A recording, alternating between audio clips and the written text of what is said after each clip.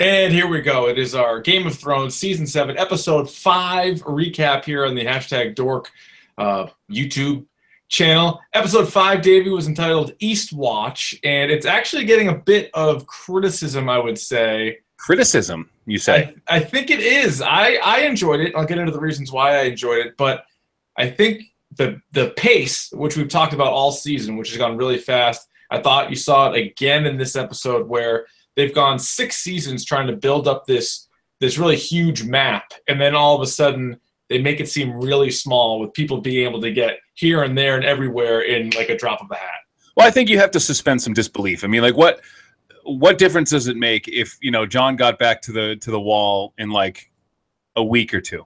You know, like what is that? Do you have to show it? Do you have to show him walking? This isn't a Lord of the Rings movie. You know what I mean? Like it's a pretty no, you don't want it to be like the desolation of Schmaug. You don't want it to be like that. But then again, you have like probably what would be a crazy boat ride with all those characters going back up towards Winterfell, and they just cut from like you're in the water and now you're at Winterfell and now you're going north of the wall. Like it was kind of. Yeah, maybe if it's a full season, maybe it's a full 13 episodes, you're like, okay, we'll show that. But hey, man, time's a wasting. You know what I mean? We got 2 more episodes. You know? 2 more episodes to get, and so we'll see where they go. We'll hit on some of the big topics from this one. First of all, we have an RIP. I know this is usually more your field. You might think, yeah. But we lost a couple of Tarleys. We lost Randall, and we lost Dickon. Best name in Westeros, Dickon Tarley. Like Rickon? Nope, it's Dickon. Of course, Samwell's brother and father, they had the option if they wanted to bend the knee. Daenerys is very keen on people bending the knee, and they were like, we're not going to do that. So she was like, all right, I'll get my dragon over here to light you on fire, and that's how they died. In front of everybody, and that's how we're going to do that. Now, to the best of my knowledge, Sam is now the head of the Tarley household, correct? Oh, boy. Yeah, I would imagine so. I don't know who else, what are the Tarleys you got left there? But he doesn't know. He has a sister, right? He has a sister? Yes, yeah, I believe so. And so, yeah, so he's out of there. Now, what did you think of Daenerys' decision to say to do that, as Tyrion is like, you don't need to do this. You don't need to destroy another whole house. And she's like, I said I'm going to do this. I'm going to do it. I'm very disappointed in Tyrion this episode. He kind of, it looks like he's kind of losing it a little bit. Am I wrong? Like he was very sharp and very, you know, he had things figured out, and now I don't think he knows what the hell he's doing, you know? I'm with you. I think he's lost. Like somebody's been a step ahead. Maybe there's a mole. Maybe there's something. I still think he's against the Lannisters, but yeah, something's off with him. Like his strategy has not been nearly as good. Now he also meets with Jaime in this episode, and that's another thing where sort of speed that up. He's like, I'll get in there, and boom, he's there. Yeah, and you cut out the part with him, you know, getting a hold of Bronn, but Bronn brings him in. You find out that Cersei knew the whole thing was happening anyway. But what did you think of the Jaime Tyrion conversation? I like the fact that Jaime kind of shut him down, where he's like, "Do you think I was asked to be born like this?" He's like, "Shut up! We're not doing this. Like, why are you here? You know what I mean? This is not what this is. We're not doing this. Like, you're a little guy. I get it. Yeah, whatever. Life's hard for you. Like, shut the fuck up. Like, what do you want?" Yeah, you know? And so. But yeah, no, I thought that was good. It was one that maybe that could have been even a little bit more drawn out. Like there could have been a little bit more to that, but they get a little bit of a back and forth. And then Jaime ends up going to Cersei and explaining sort of what happened, but she like already knew about it.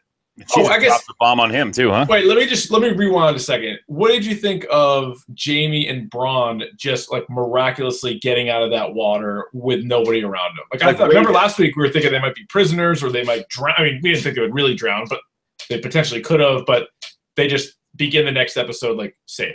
Like a mile away. Like they swam that far. Yeah. A little convenient, is it not? Doesn't he have all that armor on and he's got a goddamn gold hand? Like, what are we doing? Yeah. And like Bronn's dragging him the whole way? Like, no way. No way. Yeah. So that was a little bogus. And again, I'm with you. Like, I'll believe in dragons. I believe in White Walkers. I believe in all this stuff. But then if you start telling me like he's going to be able to swim out of that and nobody's going to be around him and they're not going to, like all those Dothraki that were around aren't going to be able to find him. You are full of old sneakers. A little bogus. What about Cersei is pregnant again?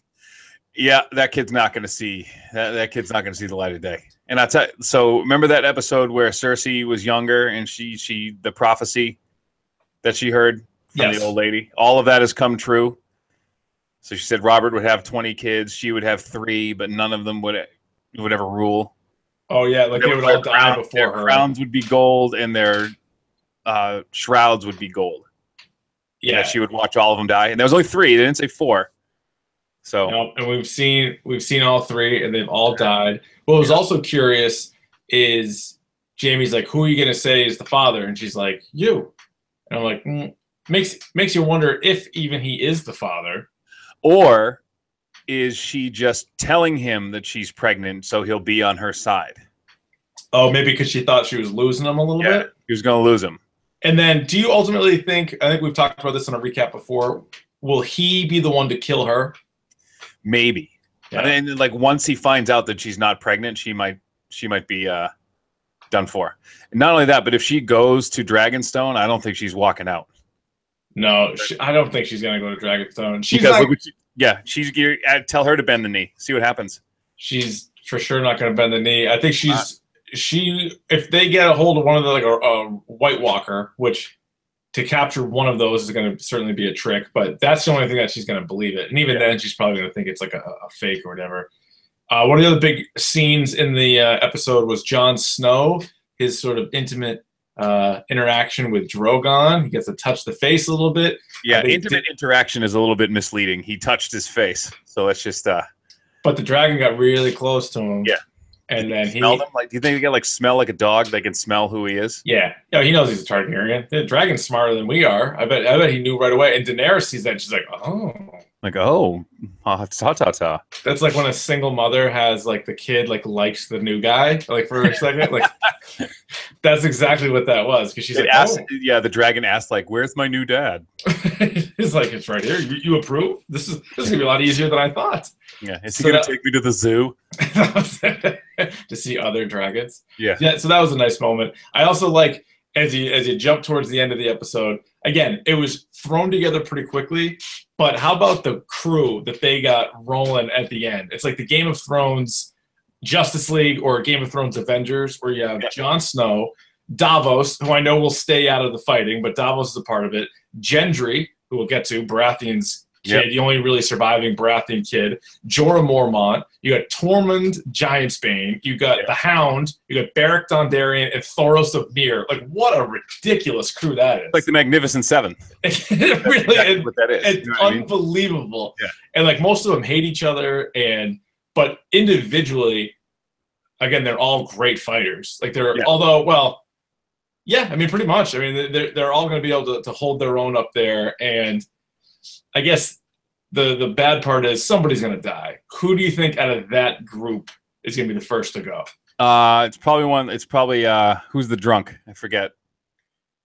Oh, Beric? Yeah. I don't know because Thoros will just bring him right back. If he has time. I don't know if he has time to. He dies all the time. He's just like, raise him up again. Yeah. I'm looking forward to all of it. I wonder if it'll be Jorah Mormont. After all that. Yeah, right. That's the way the show is. The show is a real son of a bitch. But I'm looking forward to seeing what that crew can do. I'm pumped for them. Also, you get the Samwell Tarly part of this whole thing where he's like, hey, there's White Walkers, and like Bran says so, and they're all like, we don't really think so. And then Gilly's reading to him the whole thing about Jon Snow's parents, and that just sort of goes like, they're like, kind of skip it.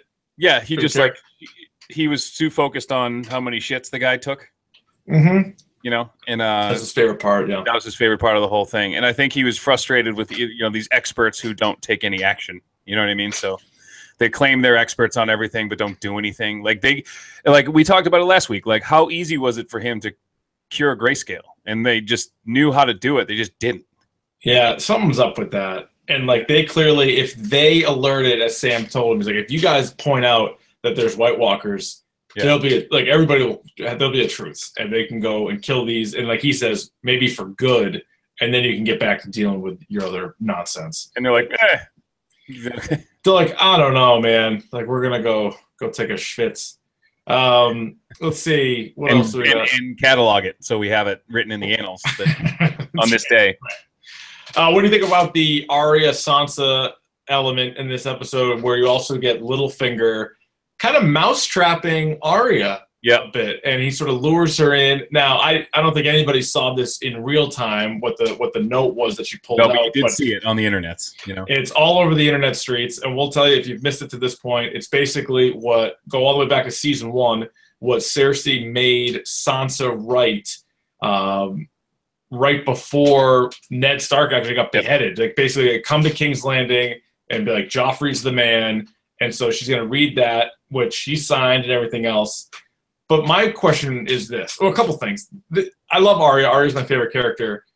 First of all, if she's sneaking around, why wouldn't she go in with the different face on? That's like her thing. Unless she's trying to give Littlefinger the hucklebuck too. You know what I mean? Ooh, the double cross. Yeah.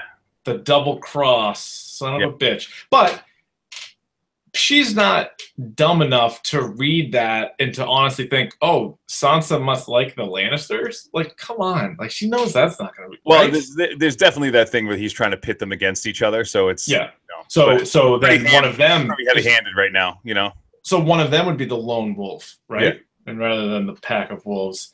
I don't know. Littlefinger, he's a survivor though, but I think he knows he's on board. Oh, and this is the other thing. So Bran knows everything. Right. And Sansa has to at least believe in it a little bit. It's like if you meet somebody who's like, yeah, I can talk to ghosts. And you're like, I don't really know about that. And then they tell you like 2 or 3 really specific things about somebody that you know. Then you'd be like, oh, okay, like maybe you do. So Sansa has to believe Bran knows what's up. So why don't they just talk to him more? Why don't they find out and why can't Bran tell him like, oh, by the way, Littlefinger's a real son of a bitch. Like he's just fucking you. Yeah.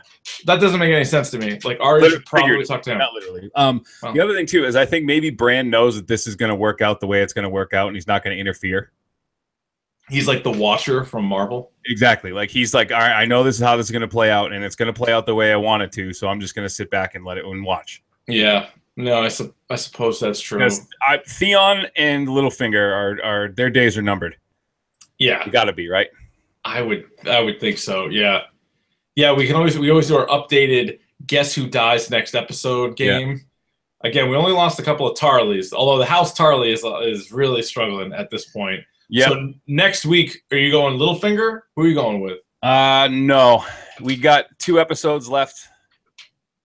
I'm going to go, it's a Greyjoy, but I don't know which one. Either Yara, Theon, or...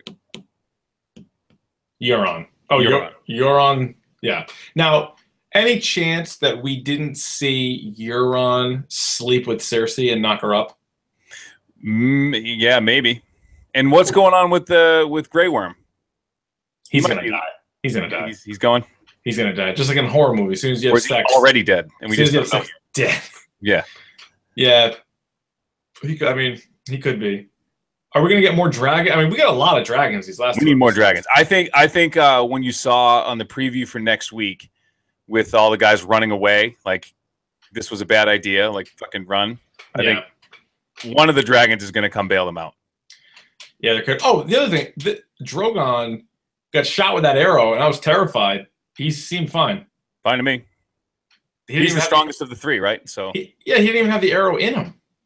He did a little bit. They pulled it out. Remember they pulled it? Oh no, yeah. Oh, you showed Daenerys like trying to pull it out when Jaime tried to come at her. Yeah, I guess. But so he seemed fine. Resilient.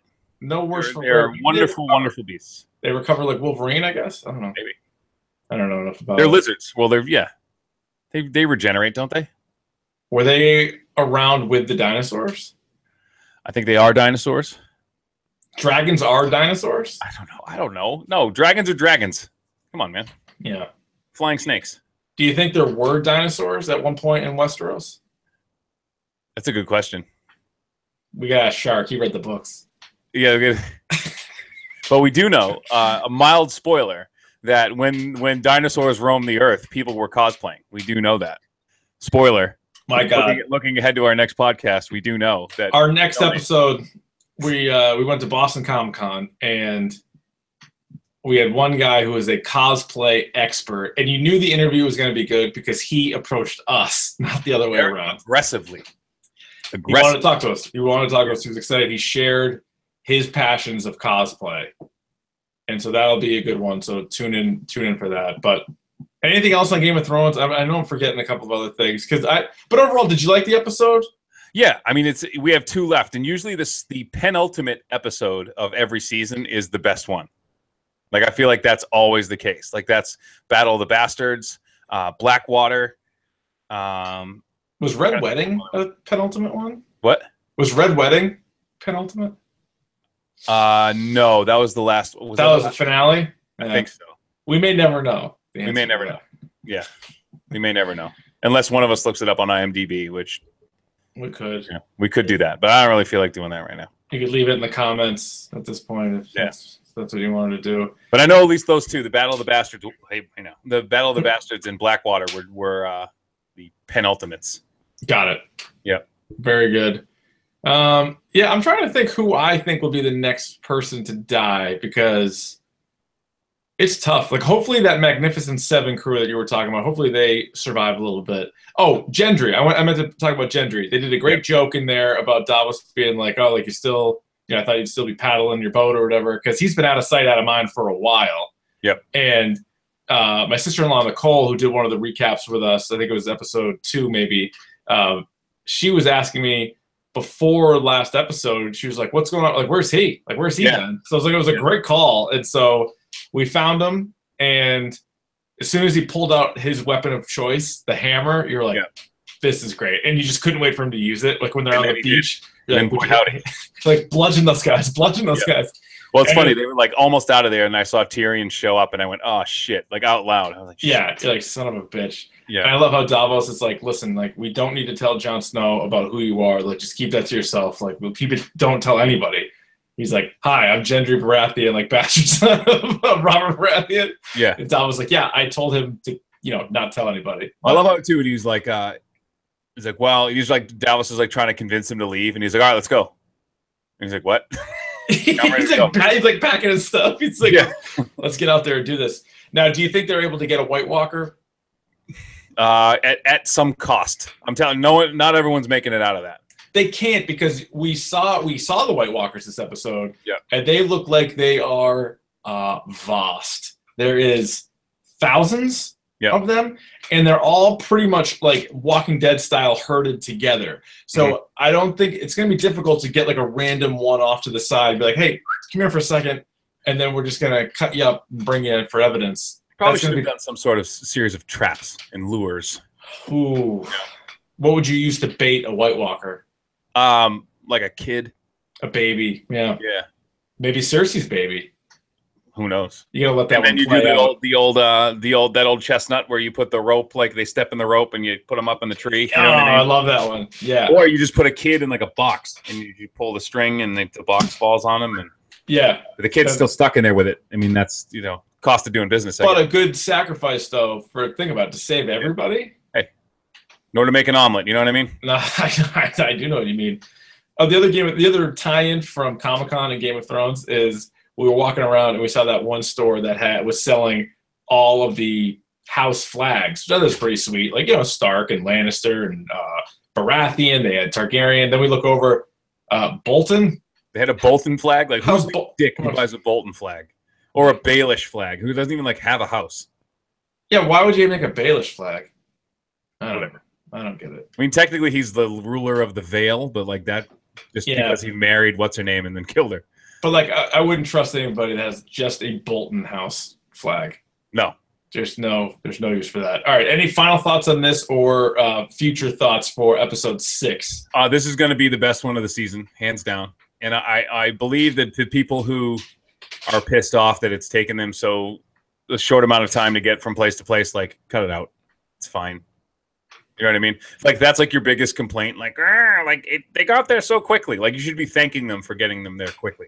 Like, who wants to see another shot on a boat or like them like riding a horse? Like, that's boring. It is actually a good call, because what's the biggest complaint with The Walking Dead? Like, nothing happens. Nothing happens. Just get going. And so they get going. So I'm with you. I've gotten used to that idea that things just happen quickly, and now like they travel, like, the Muppets, they would travel by map, and they're just like, hey, and here we are, and like you're like, that's just how you do it. But it is probably better than the alternative. It's just the stupid stuff that I don't like the Arya stuff, like Arya Sansa stuff was kind of weird this episode, and didn't really fit the Arya character as much. Like, I don't know, she would have been more careful, and she doesn't seem to think that Littlefinger is like a threat at all, or like she just looks at him like, oh, that's just like a guy. Someone's gonna stab him in the neck, like yeah, that'd be good immediately. That'd be good. You know.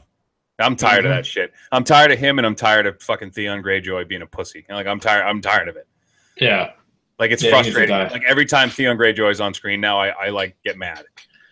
Like just die. Like yeah, no, he sucks. Yeah. Now let's see. We've mentioned him a couple times. Dario Naharis. Do we see him in either of the last 2 episodes? No. Damn it. I know. Damn it all to hell. He'll be back next season. Yeah, I think he would have to be. Yeah. All right. I think that'll do it. So you think they get to like the fighting of the White Walkers, and then the whole next other half of this season is them like, all right, how's it going to shake out now?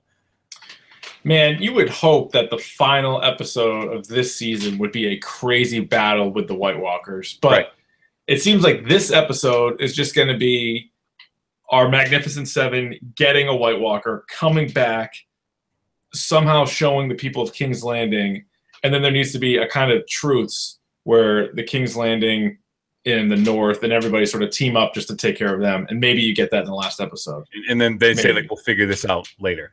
Like, you know what I mean? Yeah. Like, oh, something I remember. This is I meant to say this. This is one of my thoughts at the beginning. So there's the Mad Queen theory, obviously, right? That Daenerys will eventually become the Mad Queen, and there's already that conversation that Tyrion had with Varys, and they're sort of saying, well, like she won't be because like someone's going to be talking to her, and so it won't happen. But I thought what was very telling is that the Mad King also at the exact same time killed a father and a son of a house. Remember, he killed Rickon, the original OG Rickon, and Brandon Stark, Ned's father and brother. He killed both of them. And so it's very similar to me to Daenerys killing father-son Tarly. That's interesting. And there was that whole conversation with Varys and Tyrion when Tyrion's like, she doesn't listen. Like, she doesn't listen.